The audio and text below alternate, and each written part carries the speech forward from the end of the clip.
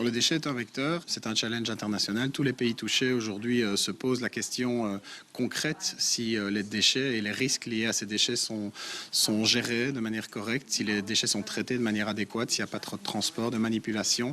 En incinération, il faut compter 400 € pour éliminer 1 tonne. Tous les acteurs du secteur sont conscients que la lutte contre le coronavirus passe aussi par le traitement des déchets. La société montoise Éco-Stérile, on y recycle des déchets hospitaliers. Et nous allons retrouver donc sur place à Mons Guillaume Wolf. Cette entreprise suscite réellement l'intérêt des Chinois en ce moment.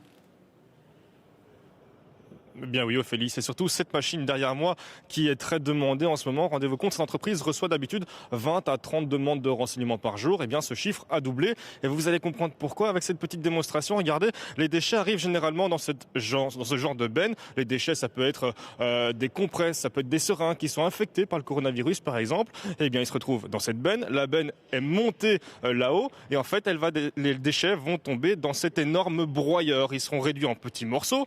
Ensuite ils passent dans un micro-ondes, c'est un peu plus gros que celui que vous avez chez vous, mais ça permet de monter les déchets à 100 degrés. Les déchets sont ensuite, ils arrivent en fait dans la dernière partie. C'est un four qui garde les déchets à 100 degrés pendant 1 heure. Et puis résultat, vous le voyez, ils sont là, ces déchets. On peut les toucher, ils ne représentent plus aucun danger, ils sont complètement désinfectés. Alors super solution, surtout quand on pense à l'hôpital de Wuhan, 1400 tonnes de déchets. Et bien dites-vous que cette machine peut traiter les déchets de 5 hôpitaux comme celui de Wuhan. Alors ce soir, on vous parle de AMB Éco-Stérile, anciennement les ateliers mécaniques du Borinage.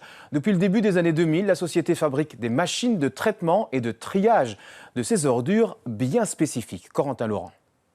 Si AMB Éco-Stérile constate une augmentation des commandes depuis le début de la crise du coronavirus, ce n'est pas simplement parce que le traitement de déchets hospitaliers est une routine sanitaire, mais bien parce que le procédé mis au point par l'entreprise permet de tuer ce coronavirus. L'Institut Pasteur a certifié que nos systèmes qui permettent de broyer et de chauffer le déchet permettent bien de tuer ce coronavirus et c'est ce qui nous a permis évidemment de nous développer sur ces marchés-là.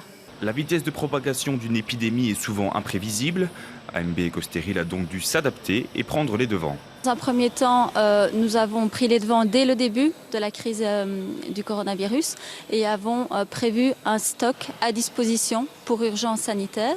Et donc nous avons les moyens de répondre dans un premier temps à toutes les demandes pour lesquelles nous sommes sollicités aujourd'hui. Dans un deuxième temps, évidemment, nous avons recruté aussi en interne du personnel, notamment des personnes chinoises aussi, pour pouvoir faire face à cet afflux de demandes. La progression est telle que l'entreprise va s'agrandir. Bientôt, l'atelier de montage va doubler de surface. Le marché s'est d'abord naturellement développé en Chine, mais l'épidémie progresse en Belgique et en Europe. Une situation qui annonce une nouvelle progression de la demande sur le continent. On est déjà contacté par certaines autorités pour résoudre leurs problématiques au niveau régional, provincial, parfois même au niveau national. Sur le marché belge, c'est clair qu'il arrive et nous serons prêts à répondre à n'importe quelle demande. Les machines vendues par l'entreprise familiale sont brevetées, ce qui fait d'eux le leader mondial dans le secteur. Ils ont la particularité d'être les seuls à proposer un procédé de traitement sans incinération et sans utiliser d'eau. Un procédé donc moins polluant. Les déchets qui entrent dans la trémie d'alimentation sont broyés et réduits de 80% de leur volume et ensuite mélangés dans la cuve sous broyeur. Ils sont ensuite amenés via une vis sans fin et chauffés avec des micro-ondes qui vont permettre leur montée rapide en température jusqu'à 100 degrés. Une fois arrivés à ces 100 degrés, ils sont maintenus à cette température durant 1 heure et c'est cette combinaison de température et de temps qui va garantir leur stérilité.